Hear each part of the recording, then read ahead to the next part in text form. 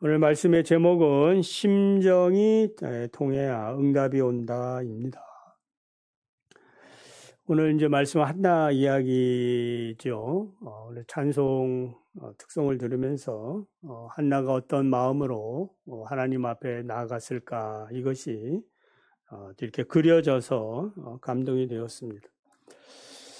2차 세계대전 중 있었던 일입니다. 한 영국 병사가 자기 병영 근처의 숲속에서 몰래 움츠린 채 누군가를 향해 이야기를 하다가 붙잡혔습니다. 아니, 간첩이라고 생각해서 잡은 거죠. 적군과 내통한다. 근데 이 병사는 나는 하나님께 기도하는 중이었습니다. 아무리 기도한다고 해도 들어준 사람이 없어요. 무죄를 주장해 보았지만 아무 소용이 없었고, 그는 적과 소통했다는 제목으로 기소되어 구원재판소에서 재판을 받게 되었습니다. 그의 판결을 맡은 재판관이 묻습니다. 그래, 기도 중이라면 기도하는 습관이 있습니까? 그러니까 이 병사는 예, 그렇습니다. 그러자 기다렸던 듯이 재판관이 명령합니다. 그렇다면 당장 무릎을 꿇고 기도해 보시오.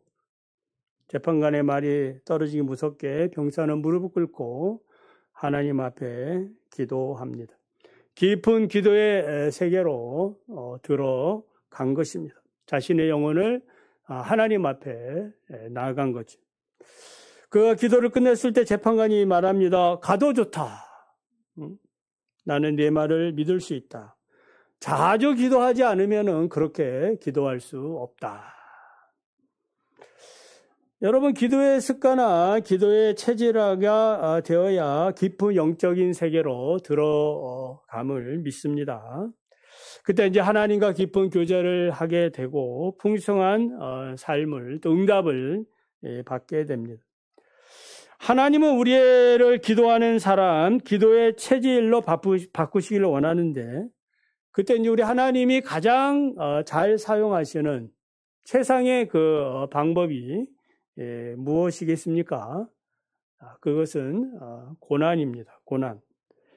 그래서 어떤 인생이든지 고난을 통해 하나님 앞에 나아가게 하셨고, 그래서 다윗도 고난당하는 것이 내게 유익이라, 그런 고백을 하지 않습니까? 그래서 고난을 통하여 기도하는 체질로 거듭나게 하십니다. 보면은 한나의 기도와 관련된 이야기죠. 한나는 어떻게 기도하는 사람이 되었습니까? 심지어 엘리 제사장은 한나의 기도의 모습을 보면서 포도주에 취했다라고 오해합니다. 그래서 네가 언제까지 취하여 있겠느냐? 포도주를 끊어라. 그러니까 겉으로 보았을 때의 이 한나의 기도하는 모습은 포도주에 취해 있는 그런 모습이었던 거예요. 한마디로 기도에 몰입되어 있었다. 그래서 엘리에게 한나가 말하죠. 내 주여, 그렇지 않습니다. 나는 마음이 슬픈 여자입니다. 포도주나 독주에 취한 것이 아니요, 여호와 앞에 내 심정을 통한 것뿐입니다. 한나는 자신의 기도를 무엇으로 표현하고 있는 거예요? 여호와 앞에 내 심정을 통한 것입니다. 그러니까 심정을 통했다라는 말은 나의 마음을 쏟았다라는 뜻이에요. 무엇이라고요? 마음을 쏟았다. 그런 기도이어야 한다, 이 말이에요. 그래서 한나는 하나님 앞에서 자신의 답답하고 원통한 마음을 억제하지 못하고 완전히 쏟아낸 것입니다. 시편 62편 8절을 보면 백성들아 시시로 그를 의지하며 그의 앞에서 마음을 토하라. 하나님은 우리의 피난처시로다. 여기 이제 토한다라는 말이 같은 의미예요. 엎지르다, 쏟아붓다. 언제 어디서 누구에게 쏟아 부어야 합니까? 지금 여기서 하나님 앞에 쏟아내야 합니다. 오늘 여러분이 있는 그 자리가 하나님 앞에 쏟아내는, 하나님을 만나는 시간이 되시기 바랍니다. 여기 이제 하나님 앞에, 이게 앞이라는 말은 얼굴이라는 뜻이에요. 그러니까 하나님 앞에, 그러니까 마음을 쏟는 기도란 하나님의 얼굴을 구하는 그런 시간이에요. 지금 여러분은 목사의 얼굴을 보지요. 그러니까 얼굴을 잘 보셔야 여러분의 마음이 하나님께 가고 있다라고 보셔도 되는 거예요.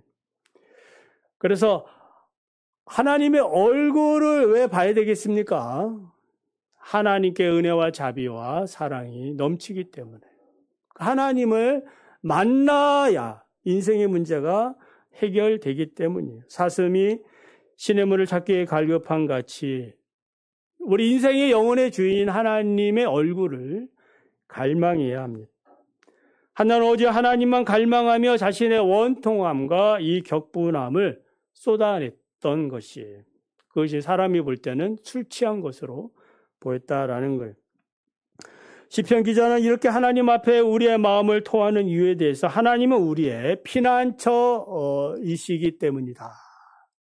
하나님만이 인생의 피난처, 구원자, 요새, 산성이 되기 때문입니다.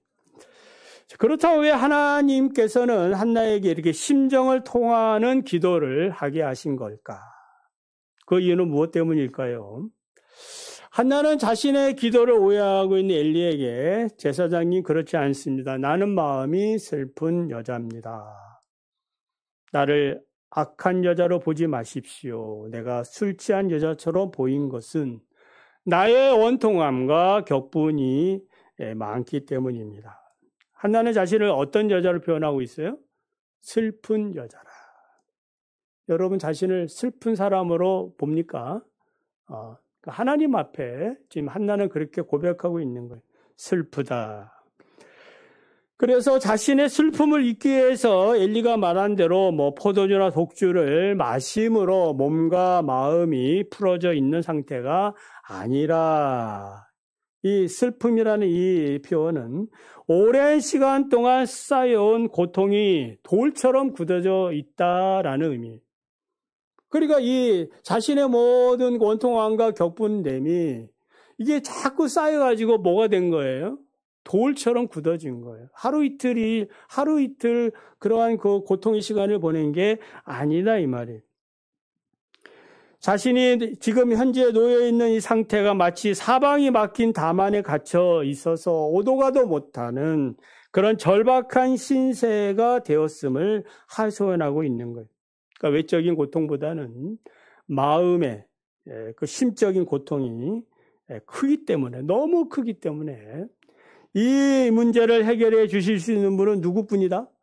하나님뿐이라는 이 믿음 가지고, 절박함을 가지고 술 취한 듯이 그렇게 몰입해서 기도했던 거예요. 왜 한나는 이런 고통을 당하게 되었는가? 우리 이제 앞에 쭉 읽어보면 잘 알지요. 엘가나라는 남자와 결혼을 했는데 행복을 했지요.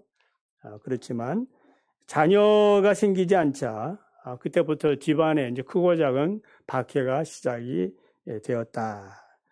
그래서 엘가나 어쩔 수 없이 둘째 부인 분인나를 이렇게 이제 맞이해서 후사를 이제 보려고 했는데 이 둘째 부인 분인나가 임신을 한 거예요. 그때부터 이제 어떻게 된 거예요? 한나에게 적수가 되었다. 대적이 된 거예요. 원수가 된 거예요. 분인나로 인해 한나는 자신이 견딜 수 없을 정도로 원통함이 쌓여갔고 그 격분함이 커졌던 거예요. 아무리 남편 엘가나가 진심을 다해 한나를 위로해도 소용이 없었어요. 어찌하여 웁니까? 어찌하여 먹지 않습니까? 어찌하여 그대의 마음이 슬픕니까? 내가 그대에게 10 아들보다 낫지 아니하다고 몇 번이나 얘기했습니까? 그런데 왜 이렇게 슬퍼하십니까? 먹지 않습니까? 왜 한나는 아이를 가지지 못해서 이런 고통을 당하는 걸까? 모든 여자분이 다 그런 건 아닙니다만은 지금 이제 한나의 이야기는 형편이 그렇다는 거예요. 본문 6절을 보면은 여호와께서 그에게 임신하지 못하게 하셨다. 그 태를 누가 막은 거예요? 하나님이. 근데 이거 인간이 이걸 알 수 있습니까? 죽고 사는 이 인생의 오묘함을 누가 알겠습니까? 몰라요. 다 가려져 있는 거예요. 베일에 쌓여져 있습니다. 그래서 분명한 것은 현재 당하는 이 고난 때문에 슬픈 여자가 되었다라는 것밖에 지금 말할 게 없어요. 여러분, 우리 욥기를 통해서 말씀을 계속 드리고 있습니다만, 왜 욥은 왜 자신이 이렇게 혹독한 고난을 당하는지 그 이유를 알고 싶었습니다. 이유 모르지요. 어떻게 하늘의 그 영적인 세계에서 결정된 것도 어떻게 알겠습니까? 자식도 죽고 있는 재물도 다 잃어버렸을 때도 취하신 자도 여호와시고 가져가시는 분도 여호와십니다. 주신 자도 여호와시고 여호와를 찬양하면서 입술로 범죄하지 않을 정도였습니다. 욥의 세 친구들은 이로하러 왔지만은 욥에게 대적자가 되고 말았지요. 인과응보를 주장하면서 네가 무슨 죄를 졌기 때문에 오늘 이렇게 큰 그런 어려움을 당하고 있지 않느냐. 네 몸도 그렇게 병이 들지 않았느냐. 결백하다 주장하지 말고 회개하라. 이렇게 이제 이야기를 합니다. 친구들의 이런 비판적인 태도는 욥의 상처에 소금을 뿌리는 그런 고통스러운 일이었습니다. 욥은 이제 분명히 자신이 고난의 이유를 잘 몰라요. 모르지만 한 가지 아는 것이 있습니다. 그것이 무엇일까요? 욥기 23장 10절에 유명한 말씀 있죠. 내가 가는 길을 그가 아시나니 그가 나를 단련한 후에 내가 숨금같이 되어 나오리라.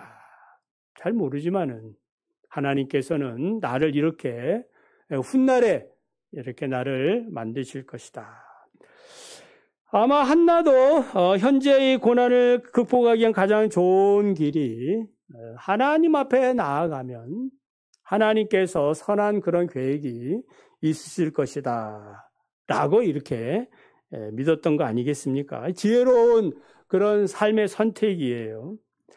고난이 클수록 하나님 앞에 나가시기를 원합니다. 하나님의 얼굴을 지속적으로 구하시기를 바랍니다.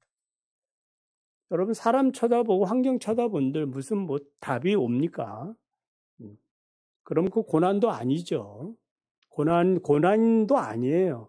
해결할 수 있는데 내 선에서 해결할 수 있는데 그게 무슨 고난이에요. 그냥 풀면 되지. 그러나 인간의 어떠한 선을 넘어가 있을 때 그것을 우리 스스로 해결하기 어렵다 이 말. 그때 하나님 앞에 나아가야 되는 거예요. 한 치 앞도 모르는 것이 인생이죠. 어떤 인생이 자기의 미래를 알 수 있겠습니까? 어떤 일이 생길지 몰라요. 어제 뉴스를 보면은 이 부산에 70대 되는 해녀 두 분이 물질을 나갔다가 익사했다고 해요. 몇십 년을 이렇게 물질을 했는데 그 누구보다도 물질하면은 자신이 있는 그분들일 텐데 그냥 익사하고 말았다는 거예요. 성경을 보면은 자식을 낳기 위해 기도하는 것이 한나만이 아닙니다. 그 하나님의 뜻이 있는 거죠. 아브라함의 아내 사라가 기도했고, 이삭의 아내 리브가도 기도했고, 야곱의 부인 라헬도 기도했습니다. 그래서 기도해서 사라는 90세에 이삭을 낳게 되고, 리브가는 60세에 에서와 야곱 쌍둥이를 낳았고, 라헬은 요셉을 낳게 됐습니다. 그 자식들을 보면은 좀 굵직굵직한 역사적인 의미들이 있지요. 그러니까 하나님의 이러한 그 섭리가 있다 이 말이에요. 고난을 통해 기도하게 하셨고 기도함으로 하나님의 뜻이 이루어지는 어떤 공통점을 우리는 발견할 수가 있어요. 이뿐만이겠습니까? 우리 인생사가 다 그렇지요. 지금 여러분의 어떤 문제가 있습니까? 고난이 찾아왔습니까? 무슨 신호예요? 기도하라. 하나님 앞에 나아가라. 그것밖에 없어요. 슬픈 자리에 머물지 말고 그 자리에서 뭐 하라는 거예요? 기도의 자리로. 심정을 통하는 그 기도의 자리로 나아가라. 하나님의 얼굴을 구하라는 뜻이에요. 히스기야는 이사야 선지자로부터 죽음을 준비하라는 소식을 듣고 하나님 앞에 나아가 전심전력 기도를 드립니다. 열왕기하 20장 2절을 보면 히스기야가 낯을 얼굴이죠. 낯을 벽으로 향하고 여호와께 기도했다. 다른 거 안 본다는 이 말이. 자신의 생명은 누구에게 달려 있는 거예요? 하나님께. 여봐라, 뭐 좋은 약 없냐? 뭐 이거 거기에 있지 않고, 하나님이 내 생명을 좌지우지한다. 거기에 지금 목숨을 건 거예요. 그 결과 하나님 또 이사야를 통하여 즉시 응답하시죠. 히스기야의 생명을 15년 더 연장해 주셨습니다. 엘리는 한나가 하나님 앞에 자신의 마음을 통하여 기도했다라는 그런 이야기를 듣고 순간 엘리의 마음에 큰 감동이 임했던 것으로 보여지죠. 하나님의 뜻을 깨닫게 됐어요, 엘리가. 그래서 그 순간 하나님, 제사장으로서 하나님께 받은 이 축도권을 이제 행사하지요. 17절이죠. 평안히 가라.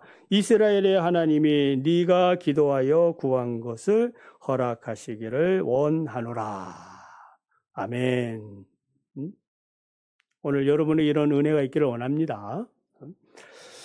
하나님이 민수기 6장 24절 26절에서 제사장의 축도권을 말씀하셨지요. 여호와는 내게 복을 주시고 너를 지키시기를 원하며 여호와는 그의 얼굴을 내게 비추사 은혜 베푸시기를 원하며 여호와는 그 얼굴을 내게로 향하여 드사 평강 주시기를 원하노라. 하나님의 축복이에요. 그러니까 매 우리가 주일 올라와서 이런 하나님의 축복을 받아 돌아가시기 바랍니다. 그러니까 한나가 이제 매년 성전에 올라올 때 엘리를 만났는지 안 만났는지는 뭐 잘 모르지만은 중요한 것은 엘리는 하나님이 약속한 이 축복권을 선포했다는 거예요. 그리고 한나는 이 말씀을 하나님이 주신 응답으로 받아들인 거예요. 할렐루야. 그 증거는 뭐예요? 얼굴에 근심빛이 사라졌다. 18절 보면 당신의 여정이 당신께 은혜 있기를 원하나이다 하고 가서 먹고 얼굴에 다시는 근심빛이 있더라? 없더라. 오늘 여러분의 오늘 얼굴 즐거운 이 밝은 빛이 계속 밝은 빛으로 사시기 바랍니다. 돌아가자마자 또 예배당 나가자마자 또 얼굴에 근심빛이 이렇게 사는 게 아니라 믿음으로 하나님이 주시는 그런 응답을 가지고 살아가야 됩니다. 고난이 클수록 뒤로 물러가지 말아야 됩니다. 만약 한나가 기도하는 일을 중간에 포기했다면 당연히 뭐 심정에 이르는 그런 기도에 이르지 못했을 것이 분명하지요.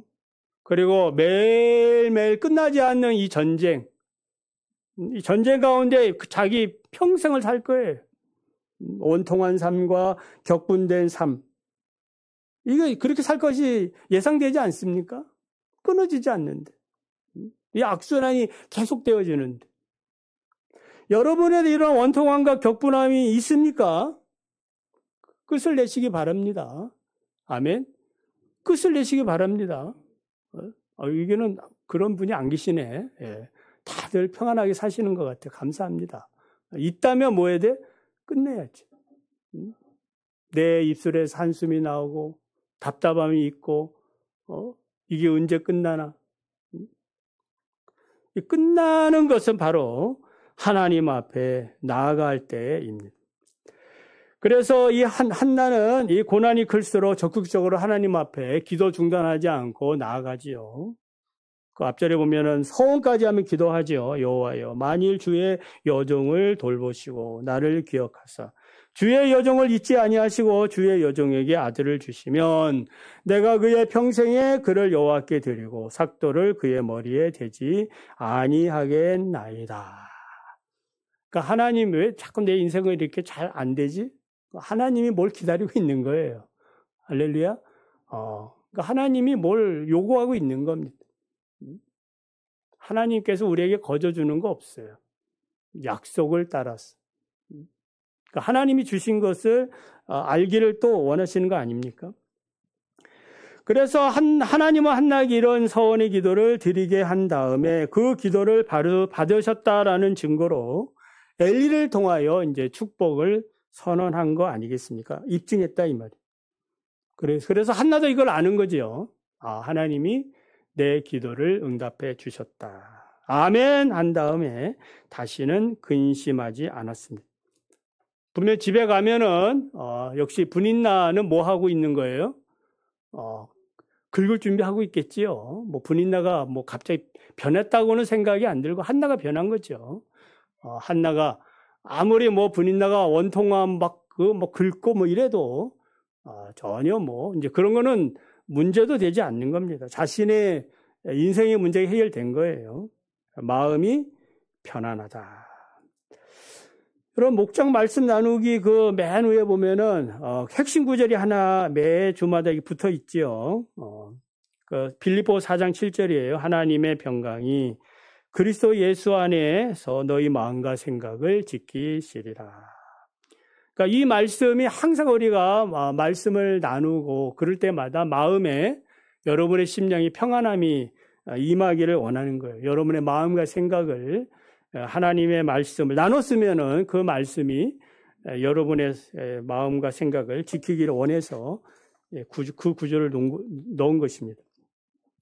그래서 내 기도가 응답을 받았는지 안 받았는지 그 증거는 무엇이에요? 그 영적 기준은 평강입니다. 하나님의 평강이. 오늘 지금 이 시간에 마음이 평강이 있습니까? 네? 목사님 이렇게 설교가 길어. 짜증나.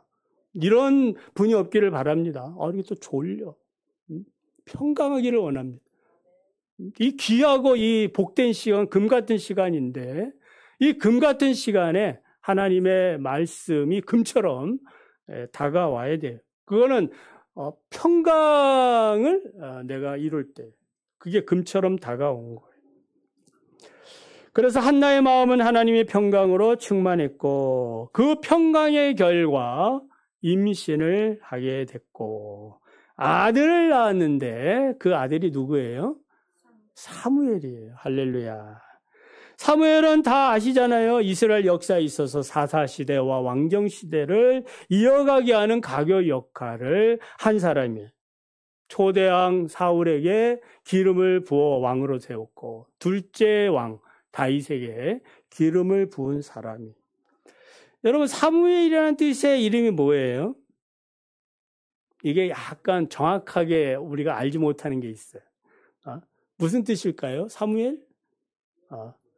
뭐 우리가 기도를 들으셨다 이제 일반적으로 이렇게 하는데 정확히 하면은 하나님에 대하여 들음이에요. 다르죠? 하나님에 대해 들었다. 뭘? 하나님이 어떤 분인가를 한나가 경험한 거예요. 여러분 하나님 어떤 분인가 간증하실 수 있습니까? 간증하실 분이 있지요. 하나님 살아계심을 간증하죠. 매 목장 나눌 때마다 모여서 뭐 하라는 거예요? 내가 경험한 하나님 이런 분이십니다. 이걸 얘기하는 거예요. 이게 핵심이에요. 나도 경험했는데 작은 일이든지 큰 일이든지 하나님이 이런 분이십니다. 라고 경험하는 거예요. 우리 청년들 나가서 교제할 때도 반드시 하나님을 경험한 이야기를 하셔야 돼요. 그래야 복이 되는 거예요. 그냥 그냥 세상에서 어떻게 살았는지, 물론 그런 것도 뭐 필요하겠지만은, 다 부질없는 소리예요. 하나님께서, 어떤 분이신지, 지금 한나가 뭐예요? 사무엘의 이름을 지으면서 뭐예요? 내가 하나님께 이렇게 들었다. 귀로만 들었는데, 눈으로만 보여, 이제는 직접 보고 듣고, 그 하나님을 간증하는 겁니다. 그래서 이론적인 신앙이 아니라 체험적인 그러한 신앙이라는 그런 말이에요. 그래서 사무엘상 2장에 보면 한나는 하나님에 대하여 들은 놀라운 일들을 자기가 체험한 걸 얘기하잖아요. 내 마음이 여호와께로 말미암아 즐거워하게 되었고 내 뿔이 여호와로 말미암아 높아졌고 내 입이 내 원수로 향하여 크게 열렸다. 찬양하면서 여호와는 주기도 하시고 살리기도 하시고 수월에 내리기도 하시고 거기에 올리기도 하시고 가난하기도 하시고 부하기도 하시고 낮추기도 하시고 높이기도 하시는 분이시다. 이걸 뭐 했다? 나는 경험했다. 할렐루야. 12년 혈류증 앓던 이 여인이 무슨 생각이 갑자기 들었어요? 돈도 잃어버리고 많은 의원에게 고생도 하고 세상으로 소망이 없을 때에 예수님에 대한 믿음이 갑자기 생긴 거예요. 생각이 든 거예요. 아, 예수님 옷자락 만지면 내 병이 낫겠구나. 이런 생각 들었어요. 믿음의 생각이 들었어요. 그냥 그것을 끝난 게 아니라 뭐 한 거예요? 실제로. 부정한 여자가 갈 수 없는 자리지만은 목숨 걸고, 부정한 이 혈루증에는 공동체에 못 들어가거든. 앉아있는 자리도 부정하거든요. 그렇지만 변장을 해서 주님의 거룩한 옷자락 만지면 나의 부정은 사라지고 주님의 거룩함으로 말미암아 내 병이 나을 것이다. 믿음으로 예수님 옷자락을 만지니까. 주변의 제자들이 누가 내 옷을 만졌다, 내 능력이 나갔다 했다. 아니, 무슨 이렇게 많은 사람 중에 뭐 스쳐도 그냥 뭐 옷자락을 스쳐도 얼마 많이 스치겠습니까? 근데 유일하게 어떤 사람이 믿음으로 옷자락을 만진 거예요. 여인은 깨달았습니다. 혈루 근원이 말랐다. 할렐루야. 그리고 예수님, 나에게 능력이 나갔다. 그 여인 누구냐? 예, 접니다. 고백을 하는 그런 장면을 보게 됩니다.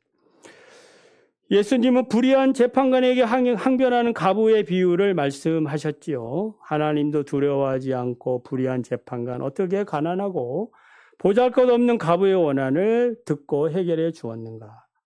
예수님이 이 비유에서 교훈해 주는 게 뭐예요? 항상 기도하고 낙심하지 말라. 항상 기도하고 낙심하지 말라. 잘 알죠?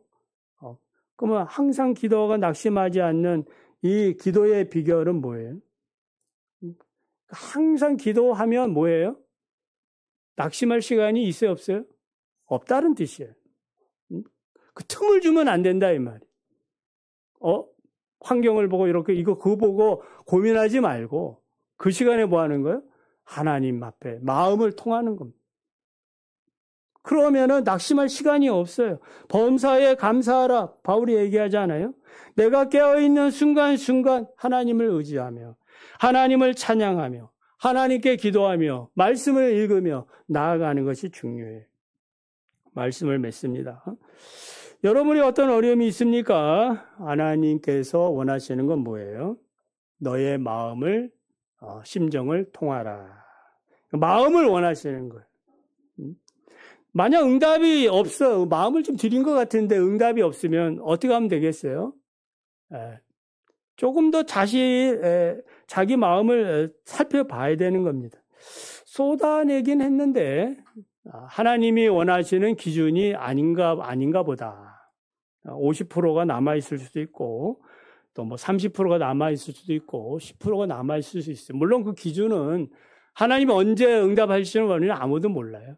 어떤 사람은 뭐 10만 받고 하실 수도 있고 어떤 사람은 90을 요구할 수도 있어요.